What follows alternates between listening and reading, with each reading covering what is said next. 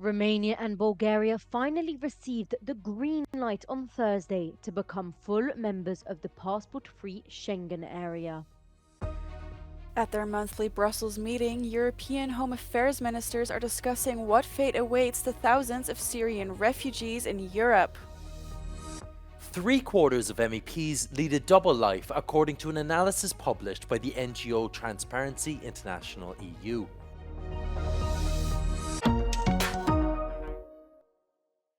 Bulgarian truck drivers are happy. They expressed their joy on the Greek border on Thursday after European Union ministers agreed to let Bulgaria and Romania fully integrate into Europe's ID check-free travel zone, known as the Schengen area.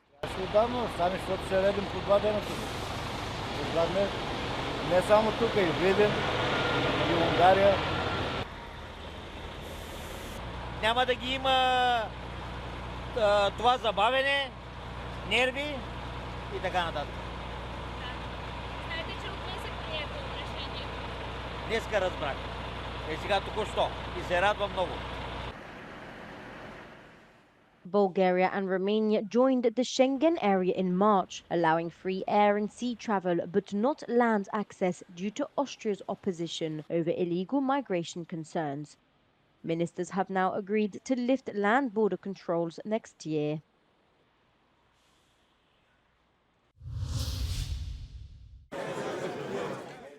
Just days after the fall of Syrian President Bashar al-Assad's regime, European Home Affairs ministers are discussing what fate awaits the thousands of Syrian refugees in Europe. European Commissioner for Internal Affairs and Migration Magnus Brunner says that while voluntary returns are encouraged, it is too soon to discuss deportations.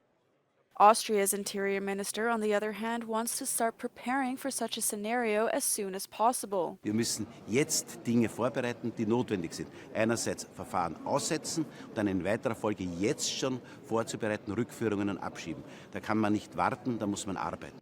On the other hand, Karner's German counterpart Nancy Faeser echoed Brunner in wanting to await how the situation in Syria unfolds. She also emphasized the important contributions Syrian refugees have made to her country. Ich will aber auch noch mal betonen, die Menschen, die in Deutschland arbeiten, aus Syrien, bei uns einen wichtigen Beitrag beispielsweise in der Gesundheitsinstitutionen leisten, als Pflegekräfte oder auch als Ärzte. Wir haben eine Menge Ärzte aus Syrien auch in Deutschland. Die können gerne auch in Deutschland bleiben und sind uns willkommen, solange sie die Gesetze achten und bei uns arbeiten.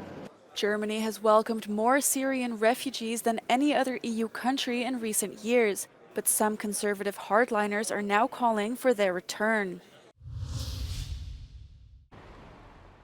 The EU needs to pick up the pace with sanctioning Russia, says Ukrainian sanctions expert Vladislav Vlasiuk. In an interview with Euronews, Vlasiuk spoke about new EU sanctions against the so-called Russian shadow fleet of ships that Moscow is exploiting to skirt restrictions on transporting oil and fuel. At this very moment, we should start working on the next sanctions package, and that should be adopted no later than the end of February. And that should include some more meaningful measures like sectoral sanctions and some others. So thanks, but that is not enough. Vlasiuk added that Kyiv wants to see additional financial as well as energy sanctions. We are trying now to extend the cooperation with the commissioner offices and with the different DGs on different sanction stream. That would include financial sanctions, that would include, of course, energy sanctions, especially the LNG and especially the Rosatom sanctions. And that will, of course, include the Kaya Kallas office on the individual designations. The Biden administration is considering implementing harsher Russian oil sanctions ahead of Donald Trump's term, Bloomberg reported on Wednesday. Oil revenues are a crucial source of funding for Russia's war machine and have been repeatedly targeted by Western sanctions. President-elect Trump clearly said that this is the oil revenues which helps Putin to continue his war. So I think that all the proper understanding of situation is already very much there.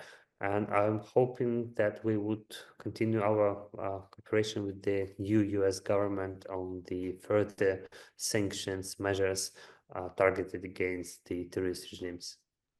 China and India are currently the main buyers of Russian oil, which is often refined in the countries and sold into the EU market with a different label.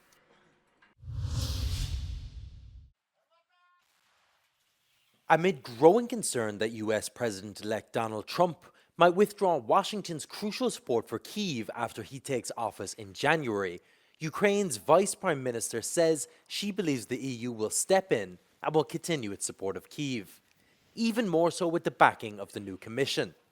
She told Euronews that the expectations are high for the changes ahead.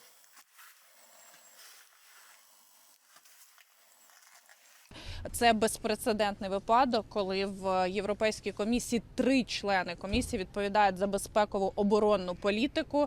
Це і віце-президентка Калас, це комісар Кубіліус, а також віце-президент Стефан Сежурне, який відповідає за оборонну індустріальну політику. Це означає, що на нас очікують дуже великі зміни. І, безумовно, ми також говорили на зустрічі з депутатами Європейського парламенту, що використання данської моделі розгортання спільних виробництв з українським оборонпромом – це модель, яку треба застосовувати і іншим державам.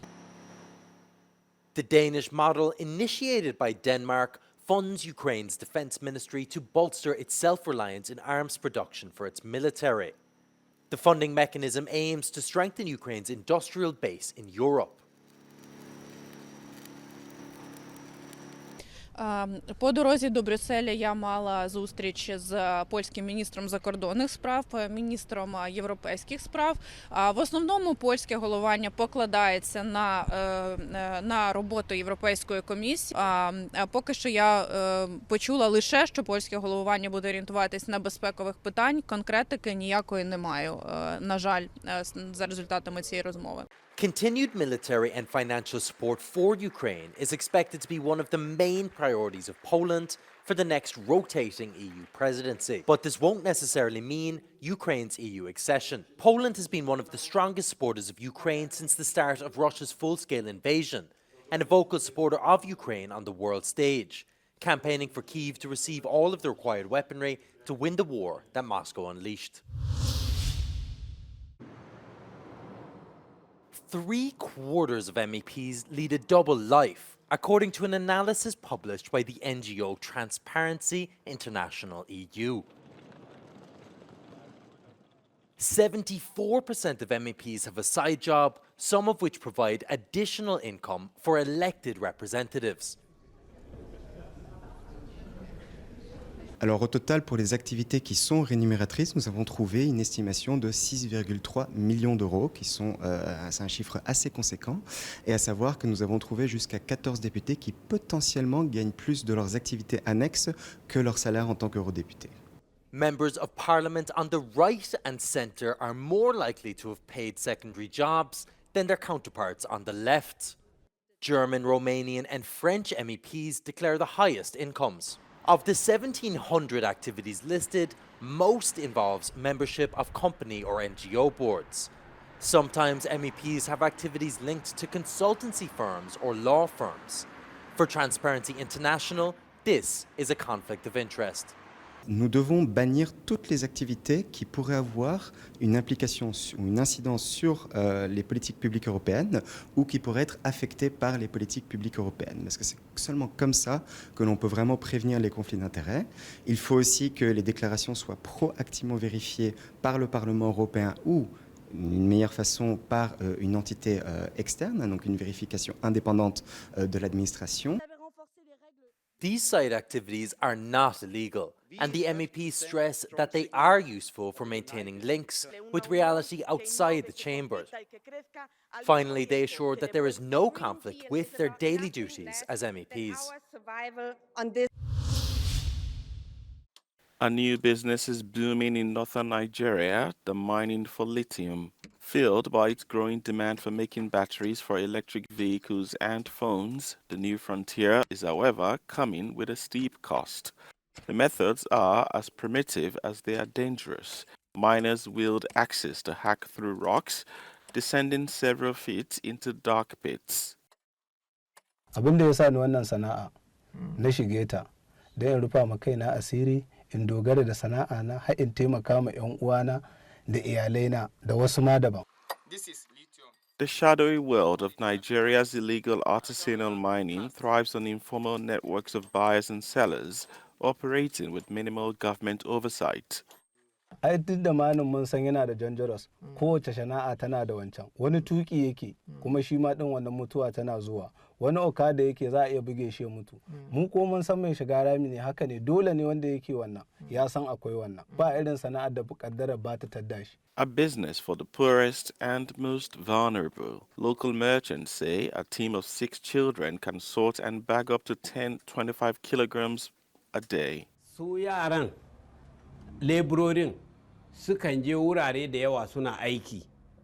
Suna aikin nan wani in ya zo iske suna aiki suna wahala su nemi abin da za su ci sai ya kore su. To, mu kuma da Allah ya sa muke da wurare da muka samu muka siya. Idan sun zo sun ga wani abu a filinmu cewa suna so sun ga abin da za su je su nemi abinci. Lithium mining began here about a decade ago. The work here feeds the stock of Chinese businesses who dominate Nigeria's laxly regulated extractive industry. Euronews. The news